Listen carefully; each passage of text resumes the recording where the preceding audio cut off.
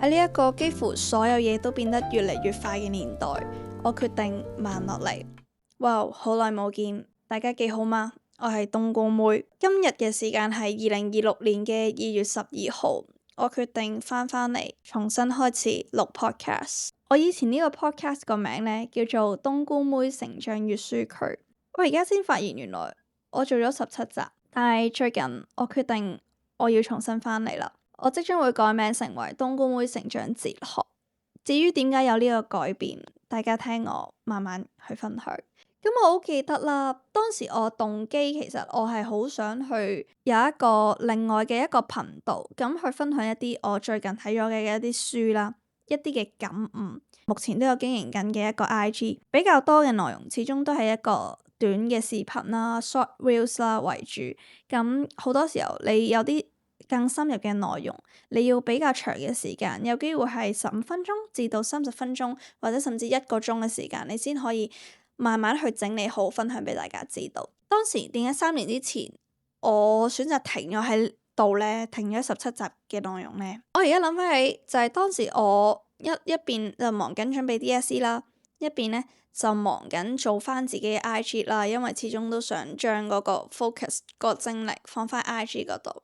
更加重要嘅係，我覺得有一種感覺係為做而做，但係我經歷咗呢3年來嘅一啲成長同埋學習，同埋更加大嘅係最近一啲嘅個人嘅經歷同埋經驗，我揾翻到自己對於呢個 podcast 嘅一個定位，一個嘅核心。我而家呢一個嘅開始，我唔係單純想分享讀書閱讀入面一啲重點咁簡單，而係我想分享我嘅思考，我自己內心嘅感悟，所以我正式將咗我嘅頻道嘅名稱由原本嘅冬菇妹成長閱書區變成為冬菇妹成長哲學。咁究竟嗰個差別係啲乜嘢呢？點解我會咁想分享自己嘅思考呢？一來啦，就係關於我最近呢幾個月嘅經歷，稍後時間會同大家去分享。我覺得其實思考你先至代表住一個人，你係點樣去諗嘢，你嘅三觀、你嘅價值觀、世界觀、人生觀係啲乜嘢呢？好多時候，就算 even 我哋每人都係睇同一本書，接收同一個內容，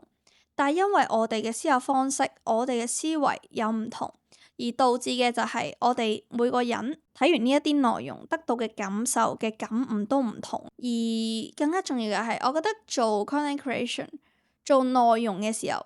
嘅人啦，最驚唔係話冇時間，而係我冇一個內在穩定嘅一個主軸。究竟我有啲咩嘅聲音，我有啲咩嘅分享，我真係好想俾呢個世界去知道嘅咧。或者大家可以去思考你嘅生活，究竟除咗我哋每一日去返工返學去創業去做事業嘅時候，其實我哋內心內在核心，我哋係咪有一套屬於自己每一個人嘅哲學呢？呢一套嘅哲學，你同我嘅定義都好唔一樣。我哋有冇花時間去同自己內在有一個深度嘅對話？其實去問翻自己，我而家做嘅呢一件事個目標、個動機、嗰個出發點係啲乜嘢？我係咪真正熱愛？我係咪真正想做呢？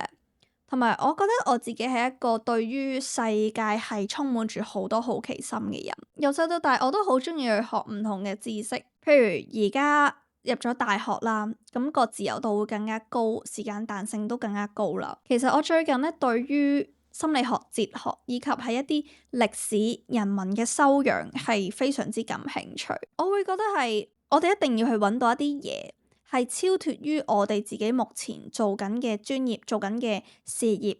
而嗰一樣嘢正正就係構造咗我哋人生靈魂嘅一個底色。透過歷史、透過文化修養，佢可以滋養咗我嘅靈魂，讓我對於呢個世界認知更加深。因為好多時候我哋做自媒體，或者我哋有時候即係喺職場上面，或者我哋做學生嘅，我哋會俾好多嘅標籤去定義咗自己。例如可能係我嘅話，我就係一個喺大學而家目前讀緊 Year 2，咁主修係 BBA Finance 讀金融嘅學生，咁亦都有經營自己自媒體。自己自媒體嘅定位呢，就係關於一啲年輕人分享啦、個人成長嘅內容啦，或者係一啲財商思維、閱讀類型嘅分享。好多時候我哋會俾呢一種標籤去定義咗自己。而我今朝早我聽咗一個 podcast，佢入面講得好好。當我哋被一啲嘅身份同埋標籤去定義咗自己嘅時候，我哋嘅可能性會變得越嚟越窄。我以前都有一種感悟就係，喂，我自己呢個 channel 其實係講一啲財商啊，講啲年輕人成長啊啲嘢嘅喎。喂，走咗去睇啲心理學，睇嗰啲歷史，會唔會好嘥時間啊？對於個 page 又冇幫助，即係對於好似都冇乜用喎，又唔使話考試嗰啲咁。但係我開始嚟諗，我哋人追求嘅唔係一種垂直嘅領域，可能我哋做自媒體，我哋做頻道，的確一定要有佢嗰個嘅定位，一定要有佢內容嘅主軸核心。如果唔係，人哋點樣去透過你去認知到你嘅內容，以及係你嘅品牌嘅識別度會係啲乜嘢呢？當然一定要有一個形容詞，可能一諗起呢個定位啊，我就會諗起呢個定位當中嘅人啊，佢就係比較出色嘅人啦，喺呢個定位上面。咁但係我同時會諗，我作為一個人，我係一個多元化，同埋有時候我好追求嗰一種真誠同埋真實，因為我覺得呢個就係我，呢個就係冬菇妹。佢除咗係一個好上進、好積極去學習、去閱讀、去了解理財投資嘅年輕人，同時佢都係一個充滿住感性啦，充滿住對於人性嘅一種探究，對於呢個世界天然嘅好奇心，對於心理學、哲學反思、追求學問。咁我會諗，其實呢個都係我嘅一個步伐，而我覺得我重新開始做翻呢個 podcast，除咗因為一陣間我會分享一啲個人嘅經歷感悟之外，同時佢係讓到我呢個人更加多元化、更加立體。而呢一件事係我希望我可以透過呢個頻道去讓到各位觀眾，或者讓到我身邊認識嘅人可以了解一個更加多面向、更加有深度內容嘅我。呢一個 podcast 就會係我記錄呢一啲我成長哲學嘅一個起點。講咗好耐，點解話我會突然之間開始翻呢個 podcast，開始翻呢一個嘅內容主軸嘅核心，亦都會有少少嘅變化啦。咁第二個部分，我想同大家分享就係我最近嘅一啲經歷，我轉變嘅起點。哇！到底係啲乜嘢呢？點解會一開始對於個人成長、財商呢啲有興趣，而家轉換令到我自己對於哲學啦、心理學啦、深度嘅交流同埋對話都會有興趣呢？呢個呢，一定要同大家細細去長談一下啦。咁首先講到嗰個轉變嘅起點呢，我會話係喺2025年嘅10月份尾段開始有呢個轉變。咁嗰陣時嘅一個轉變就係在於我喺小紅書上面，因為我自己暫時目前係冇經營小紅書 account 嘅，純粹係我 personal 嘅 account。咁當時我就留意到一件事情，就係我會覺得小紅書入面咧，佢有好多嘅內容啦，佢就係揾一啲成長型嘅朋友，或者揾啲成長搭子啊呢一啲啦，我就有啲好奇嘅，即係我會講，咦，其實小紅書係咪都識到朋友嘅咧？咁尤其是係因為我哋喺香港啦，咁而我自己經營開嘅自媒體，主要嘅一啲嘅對象都係香港嘅人啦。咁我有時想試下，咦，如果我唔運用我嘅 page，我單純係用一個普通嘅一個素人，甚至係完全冇露面嘅情況底下，我喺小紅書出一個 post， 係咪都可以識到呢一班又係中意閱讀嘅、中意成長、哲學、心理學嘅朋友呢？而我發現呢，真係 work。而家我大部分社交嘅圈子，全部有大概70%以上都係我喺小紅書跟住轉咗去 WeChat 嗰度去認識翻嚟，而有啲我哋甚至係已經見過實體面啦。因為我早排1月份嘅時候，我去咗上海旅遊，咁我本身都識有個朋友係喺上海嘅，即係透過小紅書之後再去微信咁樣認識。咁好搞笑，我就同佢講話，喂，我嚟緊幾日嚟上海玩喎，有啲時間，要唔要見下面咁樣？咁佢咧係好好嘅，即係佢出咗嚟見面啦，仲帶咗好多嗰啲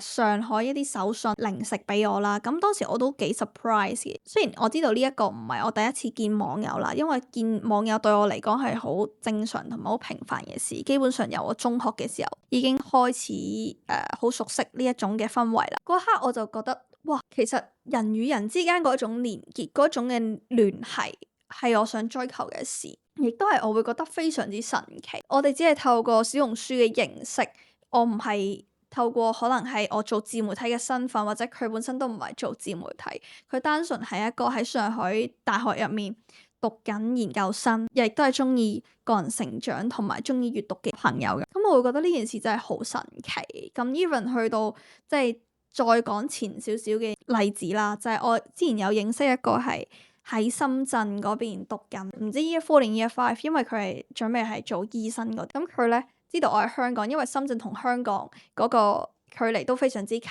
咁甚至好多時我都有時候上去玩啊。咁而佢咧就即係申請咗通行證，咁佢就嚟咗香港揾我，咁就大家見我面食飯啦。咁同埋佢嗰次都係佢第一次嚟香港，我嗰陣時我就真正第一次我去擔當有我哋嘅朋友嚟香港旅遊，我帶佢哋周圍去玩嘅一個嘅體驗啦。咁當時我就帶咗去尖沙咀嗰邊，即係西九龍文化區啦，同埋夜晚亦都係睇咗維港嘅夜景。咁我就會覺得哇，呢一種嘅體驗真係好神奇，因為首先內地同埋香港佢嗰個文化，首先文化語言啊，或者係基本上常用嘅一啲嘅應用程式，日常嘅生活都同香港嘅人係真係好唔同嘅。呢個係我深切咁樣意識到啦，都係因為呢啲嘢體驗，佢令到我普通話嘅水平都提升咗非常之多。我去諗哇，呢一種嘅文化交育嘅一種碰撞，同唔同人去交流嘅圈子，我係覺得好神奇。有啲朋友係喺內地，喺唔同嘅城市，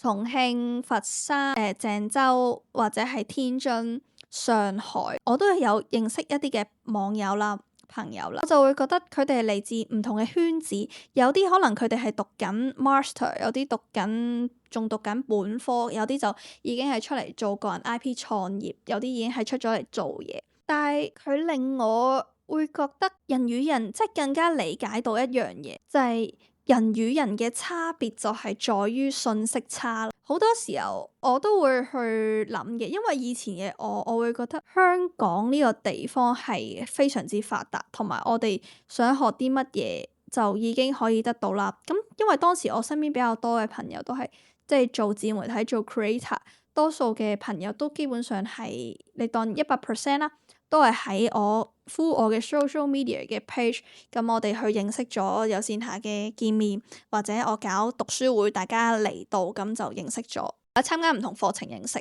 咁我會覺得係呢一個圈子固然係非常之好，但係當我再去接觸到一啲內地嘅圈子，佢哋好多時候都會用一個詞語嘅，就係叫做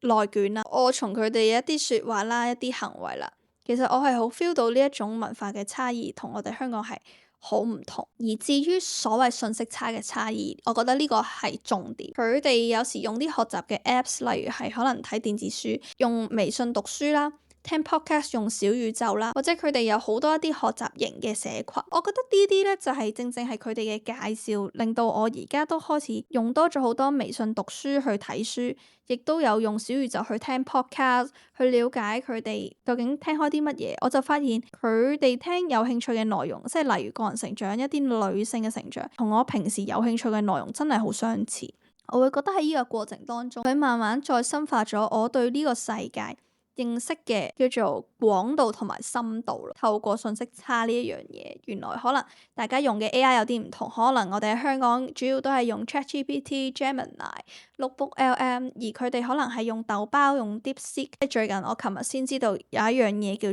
做 IMA， 一個 AI 嘅知識庫，咁我就都通通真係大開眼界，因為始終嗰個信息差係有一啲嘅差異性，令到我會覺得好因為我認識咗嗰班人，佢哋全部都係即係一來佢同我嘅年紀係差唔多嘅，即係可能比我大1-2歲左右啦。咁二嚟呢，就係我感覺到我好似終於揾到一種同行、一種學習型、成長型朋友嘅感覺。我覺得呢一種緣分係好值得去珍惜。今集嘅內容好豐富，所以我喺呢一度要止步，同埋我最近都有好多嘅感悟想分享，但係呢個會留喺下一集去同大家講，即係包括我前排去咗旅遊嘅一啲經歷，我都好想同大家分享。咁其實我一開始嘅內在反應，我唔係覺得焦慮，我係覺得哇，好好奇，即係原來你嘅生活，你嘅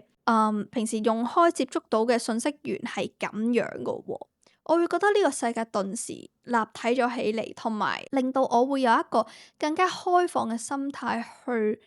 接納人哋嘅一個意見，或者去了解，有一個好奇心去了解其他人嘅生活。因為除咗你話內地嘅朋友啦，喺外嗰方面咧，我都認識咗一啲嘅朋友。咁呢個就係學校嘅認識，或者係我聽一啲外國嘅 podcast，對於嗰邊嘅文化啦，有多咗嘅認識同埋了解。咁呢個我諗都要再做下一集去同大家分享。咁所以就係話，究竟乜嘢叫做信息差呢？其實我覺得除咗係我哋知道啲乜嘢啦，即係我哋可能都係睇同一本書，但係更加重要嘅係，我想了解一個人究竟佢哋點樣去思考，佢哋諗嘢嘅一個模式係點樣呢？可能佢哋諗嘢嘅模式可能係基於佢而家喺呢個國家、喺呢個文化、喺呢個風氣底下嘅生活。我之前睇書呢，聽到一句呢，令我印象同埋啟發好深嘅一句說話，佢就係話，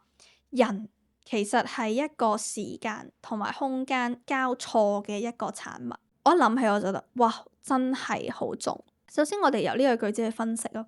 時間同埋空間。時間嘅意思就係，究竟你出生於係咩年代？我哋可能 Gen Z 嘅出生喺有 AI 嘅年代，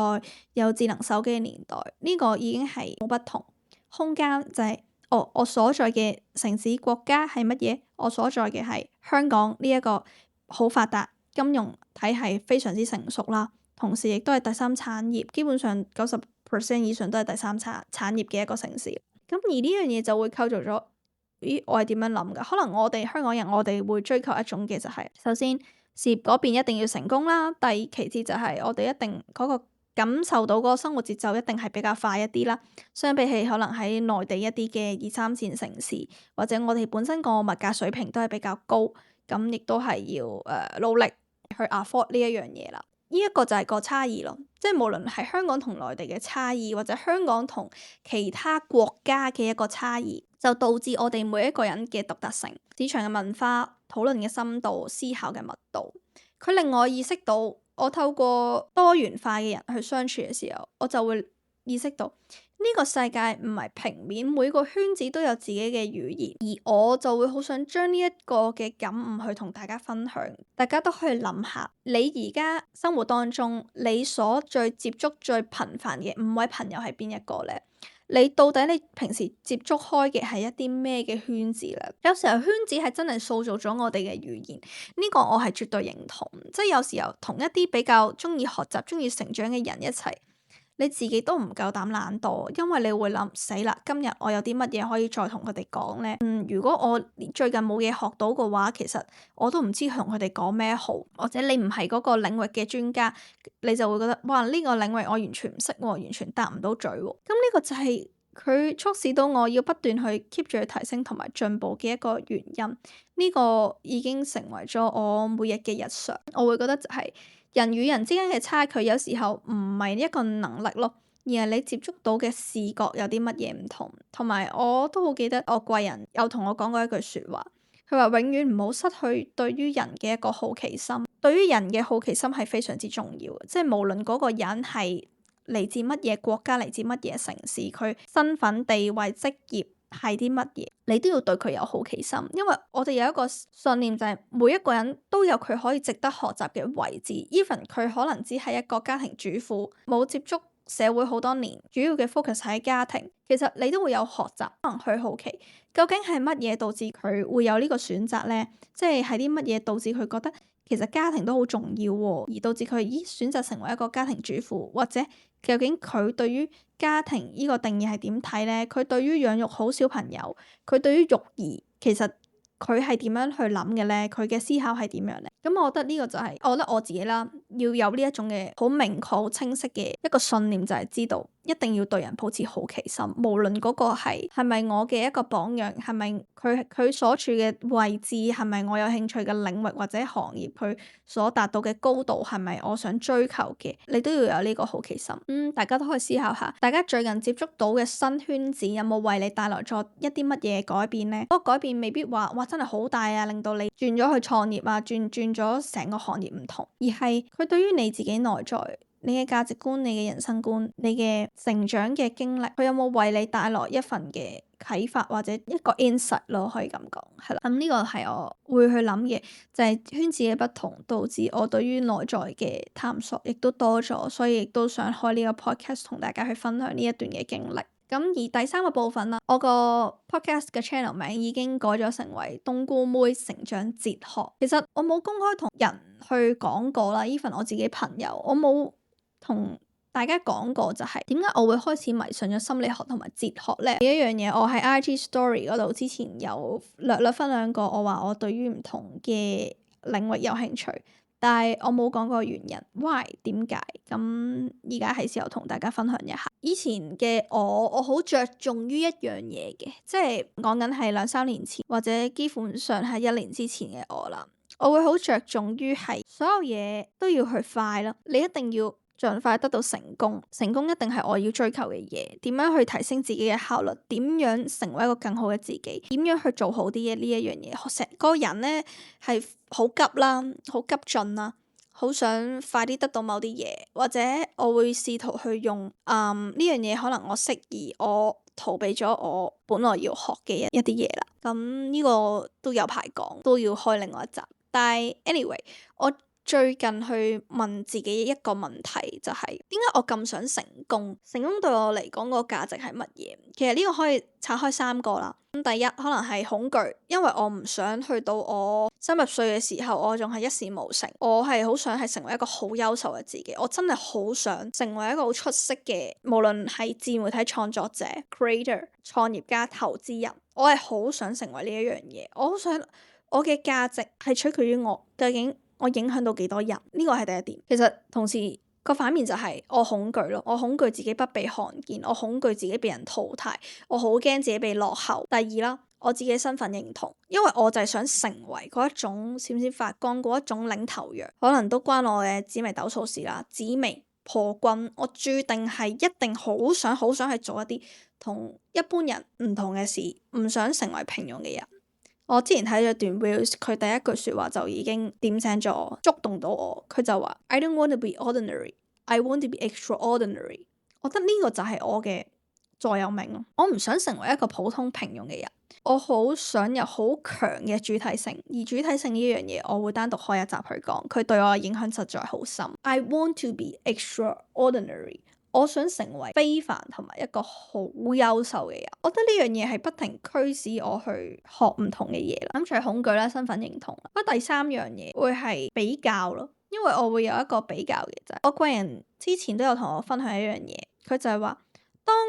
我哋嘅年紀越大嘅時候，我哋要思考一樣嘢，就係你個差異化。我細細講一講個差異化係啲乜嘢咧？當人哋見到你14歲開始做自媒體係好犀利，因為喺呢個時候同齡嘅人可能只有好少嘅人係做緊呢一件事。但係當你例如你25歲開始做自媒體嘅時候，你個競爭會非常之大，因為同齡嘅人可能有啲人 even 喺20歲嘅時候，佢哋就已經開始做自媒體，可能25歲開始起步已經係算係好前。睇下而家呢1-2年嘅趨勢，基本上會多咗好多 competitor 都係發展緊呢個領域嘅人。但係當你係14歲嘅時候，你個競爭好低。但係當我年紀越嚟越長啦，雖然而家都係即係過咗3-4年，我好慶幸嘅就係自己喺嗰5年時間，我有建立到一啲嘢啦，為我自己創造到個人嘅資產。但係嚟緊嘅方向，我必然要再拉大呢一種嘅差異化。而我覺得心理學同埋哲學，一來我自己有興趣，二嚟我覺得呢個係可以造成差異化嘅一樣嘢。我好想成為一個擁有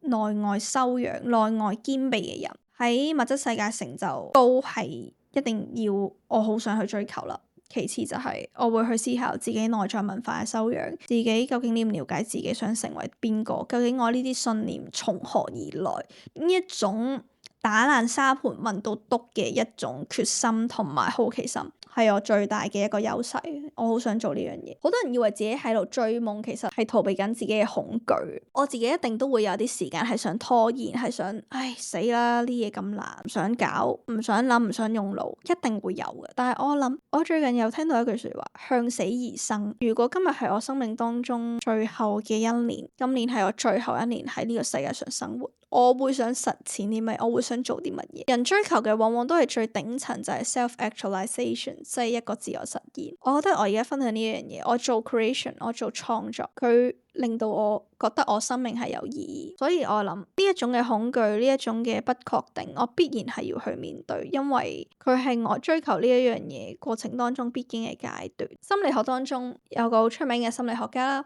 榮格，用佢講個 shadow 人我哋一定會有陰影嘅一個部分，我哋每個人都有一啲我哋唔願意承認嘅自己，例如虛榮、渴望權力、渴望被認同或者妒忌，呢一啲部分每個人一定會有。而我透過研究心理學，了解多啲心理學嘅時候，我會更加清晰，原來可能我呢句說話咁樣講出嚟係因為我內在我覺得好恐懼，我唔想俾人發現呢一樣嘢，佢會令到我更加真誠、更加真實去面對自己。我再去睇宏觀少少啦，可能歷史上面你好多嘅戰爭，好多階級嘅衝突，本質上面都係因為恐懼同埋慾望。但係我呢度唔講太多詳細嘅歷史，有機會我再開另外一啲嘅集數去分享。而我點解開始對於底層規則去上癮呢？當我用心理學、哲學嚟睇事情嘅時候，我世界會變得更加清晰。例如我了解到心理學嘅時候，就會知道原來人係好大部分嘅一個性格嘅構成係喺佢哋嘅原生家庭，佢哋嘅童年經歷過啲乜嘢咧？例如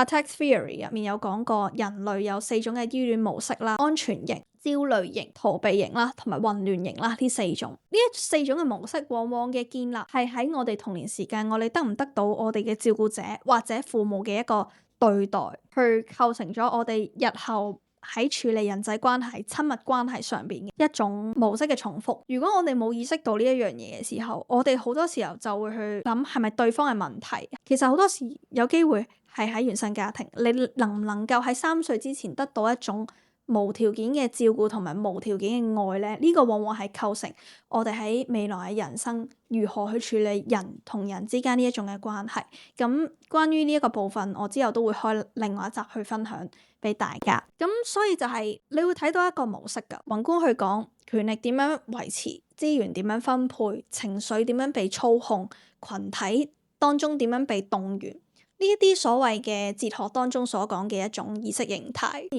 呢個部分往往係你要有一個深度思考嘅能力，心理學、哲學環環相扣。所以我好想去了解呢一樣嘢。以前可能睇嘢只係睇表面，但係我而家會問，究竟呢一件事背後有咩持份者嘅出現呢？佢哋每人嘅利益如何呢？即係類似 game theory 嗰種嘅博弈理論當中啦，呢件事背後保護緊嘅係啲乜嘢啦？等等，我都好想同大家去傾談討論。第4層啦，我就想拉翻去自己嗰邊去講啦。當我開始去了解人性嘅時候，我就會覺得自己嘅焦慮少咗一啲。當然啦，我一定會有好多唔同嘅情緒啦，作為人類，同時自己又係 ENFP。不過咧，我有個預感咧，就係我即將咧都會變成 INFP。最近特別係呢幾個月啦，唔知點解我好中意係自己去研究呢一啲心理學、哲學形而上嘅東西。過程我不斷去反思，去問自己到底 Who am I？ 我係邊一個咧？同埋追求緊一個主體性同埋智性化嘅一個過程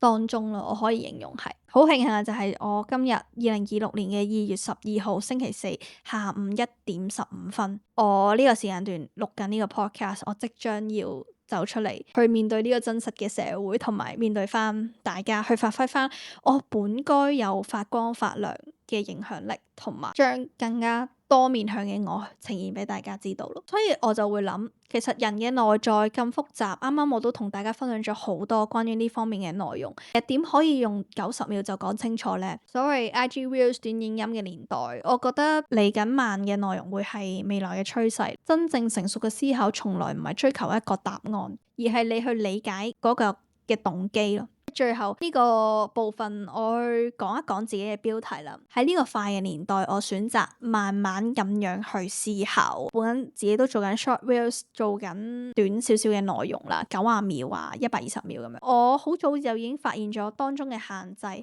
為喺90秒當中你要有讓人有爆點啦，讓人停留啦，你必然呢係要追求一種情緒嘅刺激，同埋好快速嘅一個多巴胺嘅分泌，一個快速嘅爽感，以及係碎片化嘅內容。但係我對比翻我自己平時去吸收信息啦，咁一直我哋一開頭都講緊嗰樣信息差嘅東西啦。我自己一種吸收信息嘅方式咧，基本上係我好中意去睇一啲慢嘅內容，特別係一啲深度嘅訪談 podcast。例如我最近比較中意睇啲外國嘅 podcast 啦 ，Jay Shetty 啦。The Diary of CEO Alex Kubler 嘅 Core Daddy 啊，以上嘅內容大家一打開 YouTube 去睇，佢哋嘅訪談基本上係1-2小時起跳，1-2小時起跳，你先能夠去吸收到呢一種深度，你了解到一個人，咦，原來佢由0到1係咁樣去思考㗎喎。你喺90秒內容嘅呈現，我只能夠去扮演住一種我刻意想呈現俾人嘅一種人設，咁但係只有透過對話，透過去傾談，去了解一個人，可能佢嘅口頭禪係啲乜嘢，點解佢咁樣諗嘅，你先能夠去讓別人更加認識你，同時你有個機會去講到你自己想講嘅嘢咯，唔需要為咗去博取注意力、博取嗰個痛點而去講，而係你真誠去分享你嘅內在諗法，而呢一種嘅諗法讓人有共鳴，呢一種已經係一種價值。所以我會覺得我自己消費資訊嘅習慣，往往都係中意睇啲30分鐘以上嘅訪談，或者1-2小時嘅一個深度嘅對話啦、睇書啦，以及係一啲比較教學類型嘅嘢，都係30分鐘以上。所以嗰個長嘅內容點解有價值呢？就係因為佢一來有脈絡，我可以同你講完呢一樣嘢之後，我再去細分、去拆細，我同你分享，咦，點解我咁樣諗？我背後嘅思路係啲乜嘢？我係睇咗啲咩資訊而得到呢個結論？第2點就係佢允許有矛盾，可能我今日咁樣講，第二日我就有啲新嘅諗法，有啲唔同啦，咁我又可以即時去同大家 share 啦。最重要一點係佢唔需要被簡化，佢唔需要再包裝成為3個絕招或者幫你贏過99% 嘅人，只係用呢一招。佢係可以有詳細嘅思考嘅脈絡，包括好多嘢、理論、個人嘅經歷、經驗、心得同埋啟發、發問。咁所以呢樣嘢就係我點解會中意長嘅內容，所以有時候我都會想我身邊嘅朋友或者係而家呢一刻聽緊嘅你，咁如果你仲喺度嘅話，我好開心，因為你係個好少嘅一部分人。喺呢一個短影音嘅年代，你仲願意聽 podcast 聽可能30分鐘以上嘅人，已經係非常之難得嘅事。所以你好好去珍惜呢一種嘅耐心，而真正複雜嘅嘢，佢係不能夠被壓縮嘅。我深深表示認同。當然呢個 AI 年代，我可以善用 AI 幫我將所有資料整合，變得更加有系統、有邏輯，但係同時，我哋唔可以忘記就係我哋千祈唔可以逃避思考，而思考嘅鏈路、思考嘅脈絡往往係好複雜，因為佢基於好多唔同嘅嘢，個人嘅經驗、背景、經歷、信息吸收、人係時間同埋空間嘅產物等等，所以慢係對複雜性嘅一種尊重。我嚟緊呢個 podcast 嘅定位就叫做冬菇妹成長哲學啦，咁呢一度呢係基本上係我一個思考嘅實驗室，呢一個唔係教我哋一啲速成嘅方法，唔係教我哋點樣馬上得到成功啊，而係我公開我思考嘅鏈路，我公開我學習到嘅嘢，我想同大家一齊去討論，一齊去分享，所以我好鼓勵大家，如果大家覺得好聽嘅，一定要 share 俾你身邊嘅朋友，同埋喺 IG 嗰度 DM 我，同我一齊討論，甚至我哋之後約出嚟有個 coffee chat 一齊去談論一下呢一啲咁深度嘅內容，對於生活同埋心理學、哲學嘅一種反思。未來我會分享到底我而家困惑緊嘅係啲乜嘢，我喺度有興趣研究緊嘅係啲乜嘢。